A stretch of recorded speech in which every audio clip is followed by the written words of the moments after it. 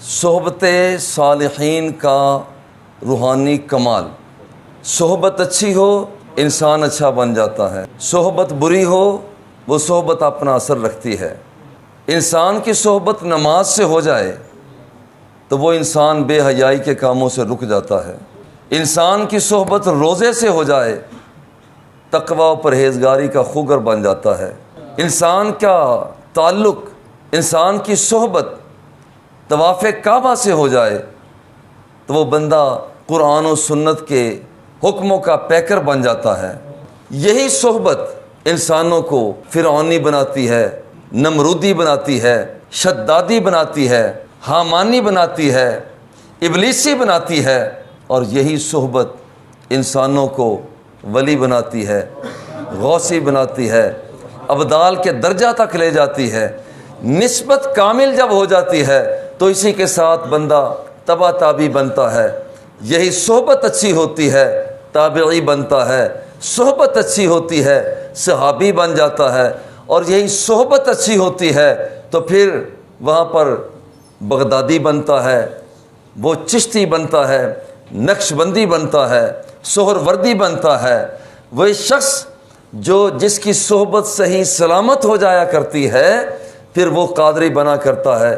یہ نسبتیں، یہ صحبتیں اپنا ایک مقام رکھتی ہیں۔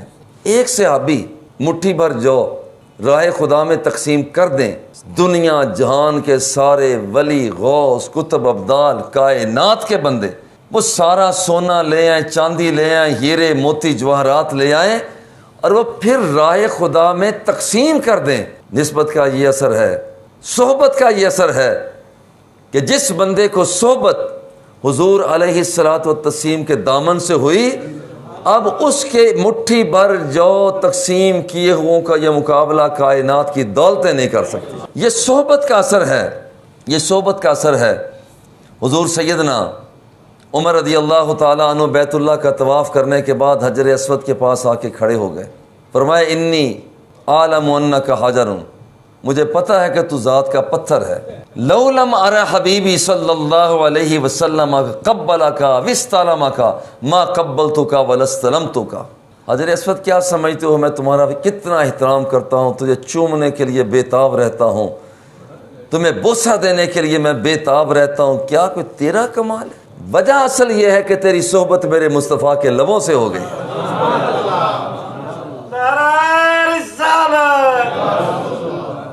یہ صحبت کا کمال ہے۔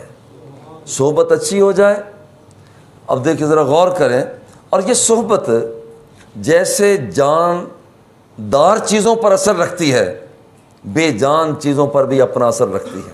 پہاڑ بے جان ہے مگر جب اس پہاڑ کو صحبت سیدہ ہاجرہ رضی اللہ تعالی عنہا کے قدموں کے ساتھ ہو گئی تو اس کا ذکر قرآن مقدس میں آ گیا، ان الصفا والمروۃ من شعائر اللہ۔ اللہ نے اس جگہ کو بھی مقدس کر دیا کہ تیرا تعلق، تیری نسبت، تیرا رابطہ، تیری صحبت میری بندی کے قدموں کے ساتھ ہو گئی۔ اور یہ بے جان، پتھر بے جان کہا جاتا ہے۔ پتھر بے جان میں اس لیے کہتا ہوں کہ پتھر بے جان کہا جاتا ہے، مگر آگے چل کر دیکھتے ہیں کہ کہا جاتا ہے کہ پتھر بے جان ہے، مگر جب اسی بے جان پتھر کو حضور علیہ الصلوۃ والتسلیم کے قدموں کے ساتھ ایک رابطہ صحبت ہو گئی ہے تو پھر احد پہاڑ بھی جھومنے لگ گیا ہے۔ یہ ایک نسبت ہے، یہ تعلق ہے، یہ رابطہ ہے، یہ ربط ہے، اور اتنا ربط کہ کائنات کے آقا سرکار دوسرا مکہ مکرمہ کی گلیوں سے جب گزرتے ہیں تو فرماتے ہیں انی لعارف حاجرا بمکہ کان یسلم علی قبل ان ابعث۔ حضور نے فرمایا کہ جب میں ان گلیوں سے گزرتا ہوں تو میں اب بھی جانتا ہوں کہ اعلان نبوت سے پہلے جب میرے قدموں کے ساتھ تعلق، رابطہ، صحبت جن پتھروں کو ہو جایا کرتی تھی وہ پتھر بھی مجھ مصطفیٰ کو سلام پیش کیا کرتے تھے۔ یہ صحبت کا اثر ہے۔ صحبت اثر رکھتی ہے، جو زندہ ہے، جاندار ہیں ان پر بھی اثر کرتی ہے، اور جو بے جان محسوس ہوتے ہیں ان پر بھی یہ اپنا اثر رکھتی ہے۔ اور اتنا اثر رکھتے قرآن مقدس فرماتا ہے وَاتَّخِذُوا مِن مَقَامِ إِبْرَاهِيمَ مُصَلًّى، مقام ابراہیم پتھر ہے، حضور سیدنا ابراہیم علیہ السلام کے وہاں پر قدم پاک کا 2 قدموں کا نشانات ہیں، مگر وہاں رب ذوالجلال چاہتا یہ ہے کہ تم نے طواف کعبہ کر لیا، مگر یاد رکھنا کہ میں چاہتا ہوں کہ تمہاری صحبت میرے محبوب بندے کے قدموں کے ساتھ لگنے والے پتھر کے ساتھ بھی ہو جائے۔ وَاتَّخِذُوا مِن مَقَامِ إِبْرَاهِيمَ مُصَلًّى، بیت اللہ کا طواف کرنے کے بعد 2 رکعت نماز نفل وہاں پر ادا کرو جہاں پر میرے محبوب بندے کے قدموں کے نشان لگے ہوئے۔ اچھی صحبت اپنا اثر رکھتی ہے۔ 14ویں کی رات ہوتی ہے، 14ویں کا چاند چمکتا ہے، کبھی آپ نے دیکھا سمندر پرجوش ہو جاتا ہے، پہلے بھی سمندر تھا، آج تو پرجوش کیوں ہے؟ کہتا ہے کہ مجھے چاند سے صحبت ہو گئی ہے۔ سمی جانور جو زہریلے جانور ہوتے ہیں ان کا زہر بڑھ جاتا ہے، حالانکہ پہلے بھی ہیں، مگر 14ویں کی رات ان کے اندر گہرے اثرات پڑ جاتے ہیں۔ کیوں؟ اس کی صحبت چاند کے 14ویں کی چاند کے ساتھ ہو گئی۔ جانوروں کے تھنوں کے اندر دودھ بڑھ جاتا ہے، کیوں؟ اس جانور کی نسبت، اس جانور کی صحبت، اس کا تعلق 14ویں کے چاند کے ساتھ ہو گیا۔ 14ویں کے چاند کے ساتھ، صرف 14ویں کے چاند کے ساتھ جانور کا تعلق ہوا، اس کا سٹیٹس بدل گیا۔ 14ویں کے چاند کے ساتھ سمندر کا تعلق ہوا، اس کا سٹیٹس بدل گیا۔ 14ویں کے چاند کے ساتھ چکور کا تعلق ہوا، اس کا مقام مسند بدل گیا۔ 14ویں کے چاند کے ساتھ جب رابطہ ہو تو اتنا سٹیٹس بدل جاتا ہے، اور جب کائنات کے چاند کے ساتھ رابطہ ہو جائے، پوری کائنات کا چاند، آمینہ کا لال، عبداللہ کا راج دلارا، واہیوں یوہا کے لبوں والا، والدہا کے چہرے والا، وہ اتنا بڑا مقام ہو جاتا ہے، اتنا بڑا مقام ہو جاتا ہے۔ اور پھر اللہ اکبر، یہ صحبت اثر کیا رکھتی ہے؟ اللہ جل جلالہ ارشاد فرماتے ہیں، حدیث قدسی میں ہے وجبت محبتی للمتحابین فیا والمتجالسین فیا والمتزاورین فیا والمتبازلین فیا۔ فرماتے ہیں اللہ جل جلالہ، فرماتے ہیں حدیث قدسی میں آتا ہے، جس بندے کا تعلق 4 چیزوں سے ہو جائے، 4 چیزوں سے ہو جائے، کہ وہ دوسروں کے ساتھ محبت خالصتاً میری وجہ سے کرتا ہو، اس کے ساتھ اٹھک بیٹھک خالصتاً میری وجہ سے کرتا ہو، کسی کے پاس ملنے کے لیے جاتا آتا ہے تو خالصتاً وجہ میری ہوا کرتی ہے۔ اور یہ بندہ جو کسی کے ساتھ رابطہ کرتا ہے، مجالست کرتا ہے، مصاحبت کرتا ہے، اور کسی پر خرچ کرتا ہے، اور ربط درمیان میں میرا ہوتا ہے، میری وجہ سے کام کرتا ہے، فرماتا ہے وجبت محبتی، میں رب ہو کر اعلان کرتا ہوں اس بندے کے لیے میری محبت واجب ہو جایا کرتی ہے۔ غور کریں یہاں پر یہ اس نے کام کیا کیا ہے؟ صحبت کو اختیار کیا ہے، مجلس کو اختیار کیا ہے، اچھے لوگوں کے پیار اور محبت کو اختیار کیا ہے۔ اتنا اثر ہے اس کا، اتنا اثر ہے کہ رب، وہ رب العالمین ہے، فرماتا ہے اس بندے کے لیے میری محبت اب واجب ہو گئی۔ ذرا غور کریں، ذرا غور کریں۔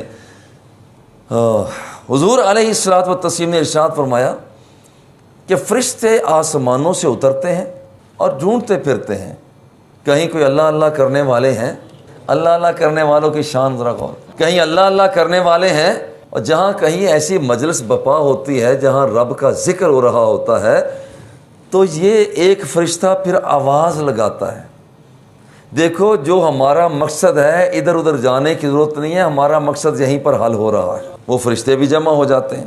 اب یہ فرشتے انہیں اپنے پروں کے ساتھ ڈھانپ لیتے ہیں، اور پھر یہ آسمان کی طرف اڑتے ہیں، جاتے ہیں۔ اللہ جل جلالہ ان سے پوچھتا ہے مجھے یہ بتاؤ کہاں سے آئے ہو؟ حالانکہ وہ جانتا سب کچھ ہے۔ فرماتا ہے کہاں سے آئے ہو؟ وہ کہتے ہیں یا اللہ ہم تیرے بندوں سے ہو کر آ رہے ہیں۔ اللہ فرماتا ہے ما یقول عبادی، میرے بندے کیا کہہ رہے تھے؟ وہ کہتے کیا تھے؟ وہ کہتے ہیں یا اللہ یسبحونک، وہ تو تیری تسبیح بیان کر رہے تھے، ویکبرونک، وہ تو اللہ اکبر کہہ کر تیری تکبیر بیان کر رہے تھے۔ یہ جو لوگ ہیں وہ یمجدوک، یا اللہ وہ تو تیری مجد بیان کر رہے تھے، حمد بیان کر رہے تھے۔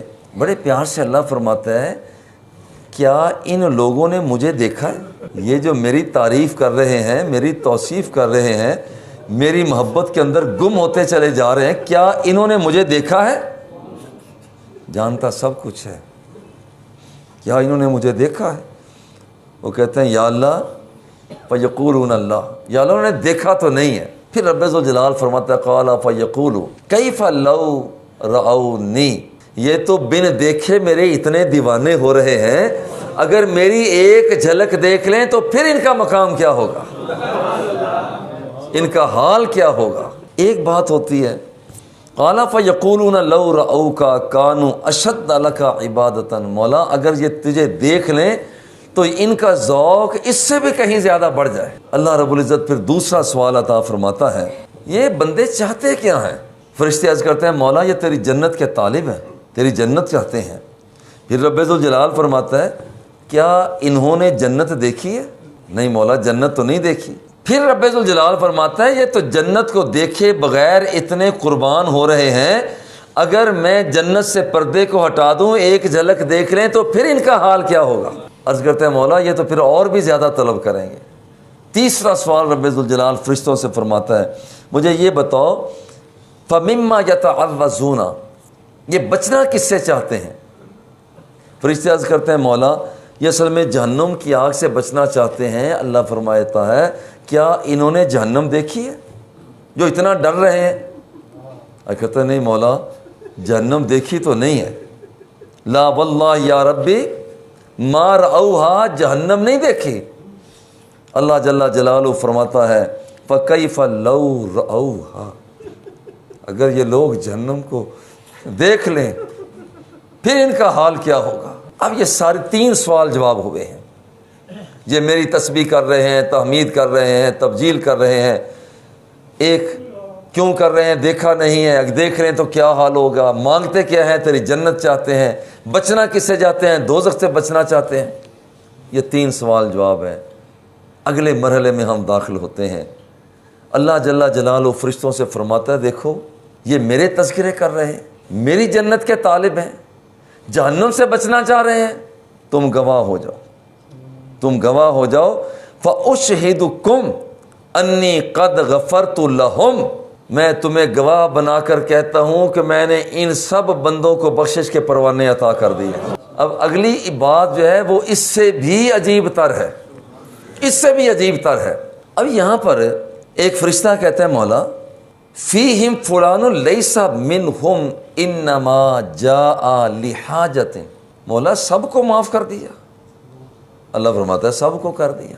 فرشتہ بولتا ہے مولا ان بندوں کے اندر ایک ایسا بندہ بھی بیٹھا ہے جو آیا کسی اور کام کے لیے تھا، وہ نہ تو ذکر کے لیے آیا تھا، نہ تیری جنت کی طلب کے لیے آیا تھا، نہ وہ جہنم سے آزادی کے لیے کوشش کر رہا تھا، وہ کسی اپنے کام کی غرض سے آیا تھا۔ مولا اب بتاؤ اس کا کیا کرنا ہے۔ اب ذرا غور کرنا کہ صالحین کی صحبت اپنا کمال کیا دکھاتی ہے۔ یا اللہ نہ تو یہ تیرے ذکر کے لیے آیا مولا، نہ یہ جنت کی طلب کے لیے آیا مولا، نہ یہ جہنم سے آزادی کی خواہش کے لے کر آیا، اس کا اب کیا کرنا ہے۔ اللہ اکبر۔ اللہ جل جلالہ ارشاد فرماتا ہے ہم الجلساء لا یشقا جلیسہم، اگرچہ یہ بندہ نہ میری تسبیح و تحلیل کرنے کے لیے آیا، اگرچہ یہ بندہ نہ میری جنت کی طلب کے لیے آیا، اگرچہ یہ بندہ نہ جہنم سے آزادی کی طلب کے لیے آیا، مگر جہاں بیٹھا ہوا تھا، جہاں بیٹھا ہوا تھا وہ میرا ذکر کرنے والے تھے، جن سے رابطہ تھا، جن سے محبت تھی، جن کے لیے کچھ دیر اس نے اپنا وقت نکالا ہے، جب میں نے انہیں معافی کا پروانہ عطا کیا ہے تو ان کے صدقے سے میں نے اسے بھی جہنم سے آزاد کر دیا۔